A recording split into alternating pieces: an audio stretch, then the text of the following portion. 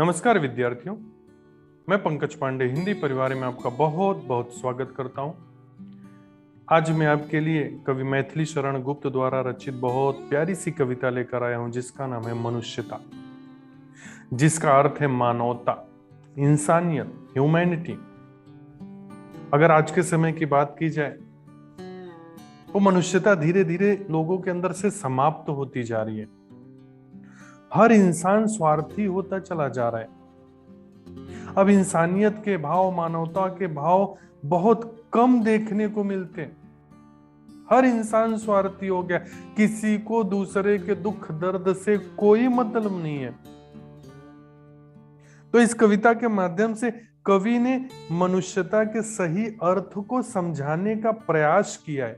उन्होंने बताया है कि मनुष्यता के क्या गुण होते हैं और बहुत सारे महान पुरुषों का एग्जाम्पल भी दिया है जिनके अंदर इंसानियत के गुण थे, जिन्होंने अपना पूरा जीवन देश सेवा और लोगों के परोपकार में ही लगा दिया।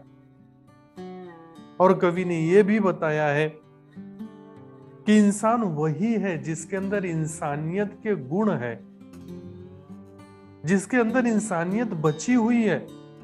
जिसके अंदर इंसानियत नहीं है वो पशु के समान है। तो आइए कविता की शुरुआत करते हैं और देखते हैं कवि ने क्या कहा।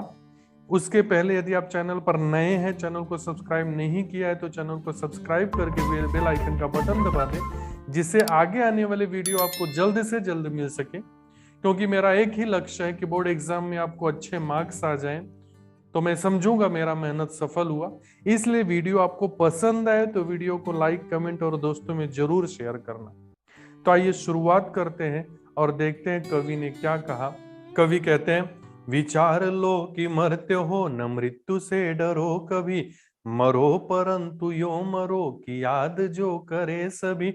हुई न यो सुमृत्यु तो वृथा मरे वृथा जिए, मरा नहीं वही कि जो जिया न आप के लिए। वही पशु प्रवृत्ति है कि आप ही चरे, वही मनुष्य है कि जो मनुष्य के लिए मरे। उसी उदार की कथा सरस्वती बखानती, उसी उदार से धरा कृतार्थ भाव मानती। उसी उदार की सदा सजीव कीर्ति गूंजती, तथा उसी उदार को समस्त सृष्टि पूजती। अखंड आत्म भाव जो असीम विश्व में भरे, वही मनुष्य है कि जो मनुष्य के लिए मरे। तो कवि यहाँ कहते हैं, विचार लो, सोच लो कि मरते हो, आप मरणशील हो, आप मरने वाले हो। ये सोच लो कि आपका मरना तय है, इसलिए न मृत्यु से डरो कभी, इसलिए मौत से मत डरो, लेकिन ऐसा काम करके मरो, ऐसा नाम कमा के जाओ कि मरने के बाद भी लोग आपको याद करें। और हुई नयो सुमृत्यु तो वृथा मरे वृथा जिए। सुमृत्यु मतलब अच्छी मौत। और यदि आपकी इतनी अच्छी मौत नहीं हुई, यदि आप ऐसा काम करके नहीं गए कि जाने के बाद दुनिया वाले आपको याद करें, आपके गम में आंसू बहाए, तो याद रखो वृथा मरे वृथा जिए। वृथा का अर्थ है बेकार। आपका मरना भी बेकार है और आपका जीना भी बेकार है। आगे कवि कहते हैं, मरा नहीं वही कि जो जिया न आपके लिए।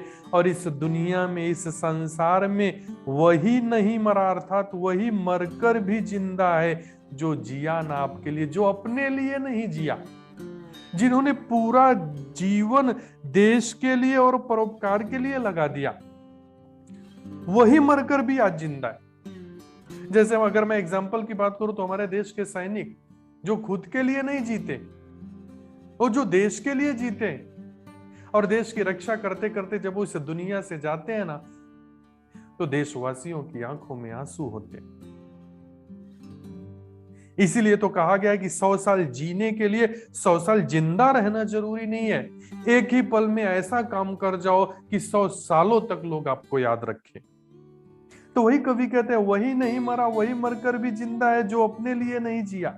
जिसने पूरा जीवन परोपकार में लगा दिया। और वही पशु प्रवृत्ति है कि आप ही चरें। और ये तो पशु प्रवृत्ति है, ये तो पशु जैसा व्यवहार, ये तो पशु की सोच है कि आप ही चरे, खुद में लीन रहना, खुद के बारे में।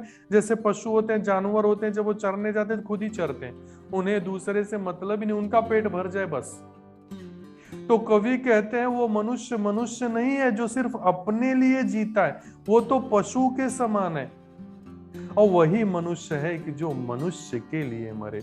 और इंसान तो वही है जो इंसानों के लिए जीता है, जो लोगों के दुख दर्द में उनका साथ देता है। और जिस इंसान के अंदर ये गुण होते हैं उसी उदार की कथा सरस्वती बखानती। ऐसे ही उदार, उदार का अर्थ है श्रेष्ठ, महान, ऐसे ही महान इंसान की कथा माँ सरस्वती भी गाती हैं। अर्थात ऐसे महान इंसानों के गुणगान किताबों में, पुस्तकों में भी किया जाता है। और उसी उदार से, ऐसे ही महान पुरुषों से ये जो धरा है, धरती है, वो भी कृतार्थ भाव मानती है, उनका एहसान मानती है, उनका आभार प्रकट करती है। ऐसे ही मनुष्यों की जो दूसरों के लिए जीते हैं, दूसरों के दुख दर्द को समझते हैं, और उसी उदार की सदा सजीव कीर्ति पूजती। और ऐसे ही महान इंसान की सदा हमेशा सजीव कीर्ति गूंजती, उसका गुणगान, उसकी तारीफ, उसकी प्रशंसा हमेशा गूंजती रहती है, लोग उसका बखान करते रहते हैं। तथा उसी उदार को और ऐसे ही महान इंसान को समस्त सृष्टि पूजती, ये पूरी दुनिया पूजती है। ऐसे ही महान इंसान की पूजा दुनिया के सारे लोग करते हैं। अखंड आत्म भाव जो असीम विश्व में भरे। असीम मतलब जिसकी कोई सीमा नहीं, अखंड मतलब जिसका खंडन नहीं किया जा सकता, जिसे तोड़ा नहीं जा सकता। तो कवि कहते हैं ऐसे महान इंसान की पूजा संसार के सारे लोग करते हैं, जो पूरे विश्व को अखंडता का पाठ पढ़ाता है, जो पूरे विश्व को भाईचारे का पाठ पढ़ाता है, जो पूरे विश्व को एकजुट रहने की प्रेरणा देता है। और वही मनुष्य है जो मनुष्य के लिए मरे। और इंसान वही है जो पूरा जीवन परोपकार में लगाए, लोगों के काम आए, लोगों की मदद करे। आगे कवि कहते हैं क्षुधार्त रंति देव ने दिया करस्त थाल भी, तथा दधीचि ने दिया परार्थ अस्थि जाल भी। उसी नरक्षितीश ने स्वमांस दान भी किया, सहर्ष वीर कर्ण ने शरीर चर्म भी दिया। अनित्य देह के लिए अनादि जीव क्या डरे, वही मनुष्य है कि जो मनुष्य के लिए मरे। सहानुभूति चाहिए महाविभूति है यही, वशीकृता सदैव है बनी हुई स्वयं मही। विरुद्धवाद बुद्ध का दया प्रवाह में बहा, विनीत लोक वर्ग क्या न सामने झुका रहा।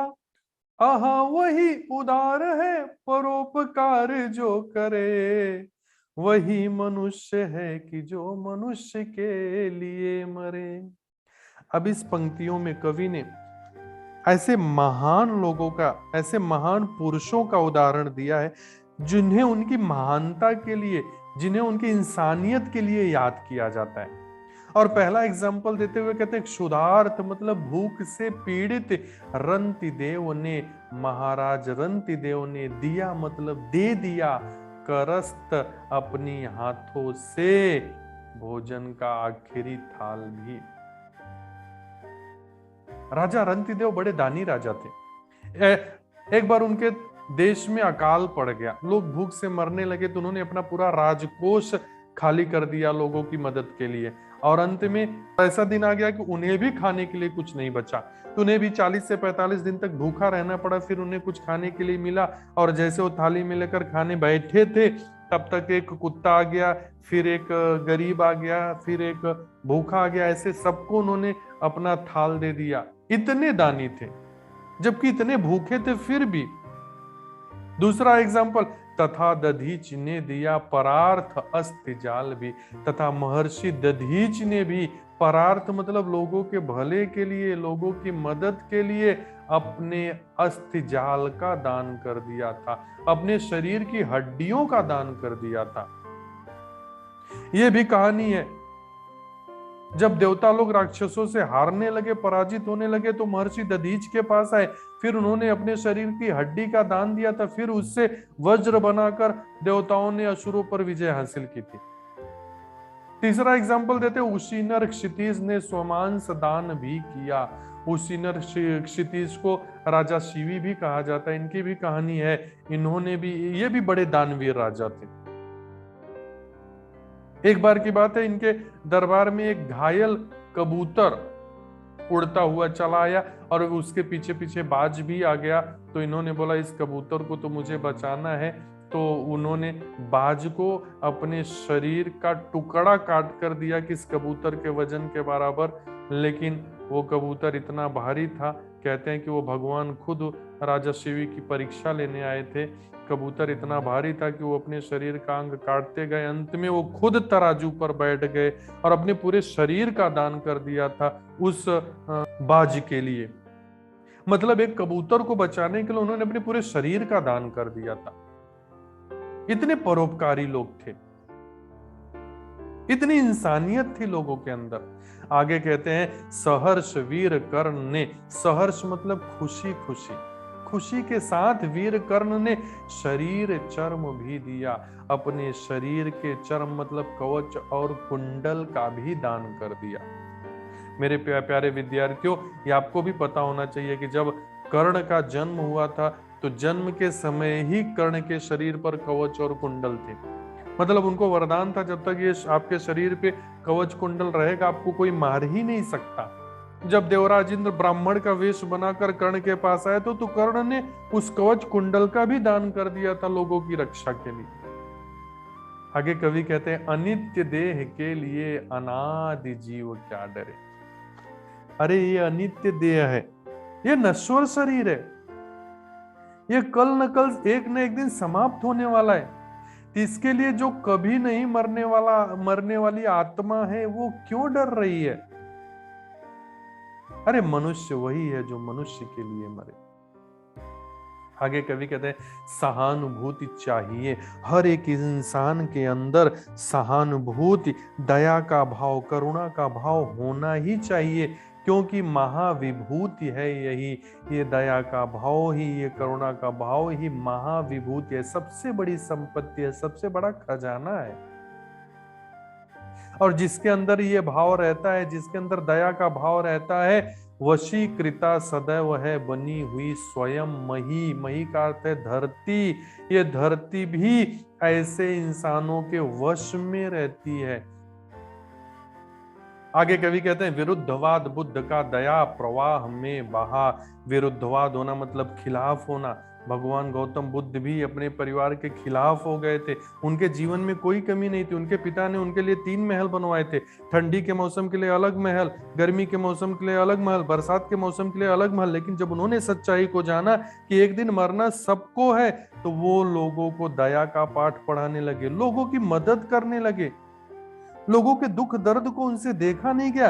फिर वो इस दुनिया के नियमों के विरुद्ध चले गए, राजपाट का त्याग कर दिया। फिर हुआ क्या, विनीत लोक वर्ग क्या न सामने झुका रहा। फिर अच्छे लोग, समाज के बड़े बड़े लोग भी उनके सामने सर झुकाने लगे। और आज भी उनको याद किया जाता है। क्यों? आहा वही उदार है। कवि कहते वही उदार है, वही महान है। इस संसार में श्रेष्ठ वही है परोपकार जो करे, जो लोगों का भला करता है, जो लोगों के सुख दुख में उसका साथ देता है, जो लोगों की मदद करता है। क्योंकि मनुष्य वही है जो मनुष्य के लिए मरता है। मनुष्य वही है जो एक दूसरे के काम आए, जिसके अंदर इंसानियत का, मानवता का भाव हो। और यही मनुष्यता का पार्ट 1 समाप्त होता है। आशा करता हूं कि आपको अच्छे से समझ में आ गया होगा। वीडियो आपको पसंद आया तो वीडियो को लाइक, कमेंट, शेयर करना ना भूलें। और अब अगर अभी तक आपने चैनल को सब्सक्राइब नहीं किया है तो मनुष्यता का पार्ट 2 जल्द से जल्द पाने के लिए चैनल को सब्सक्राइब करके बेल आइकन का बटन दबा दें। जिससे आगे आने वाले वीडियो आपको जल्दी से जल्दी मिल सके।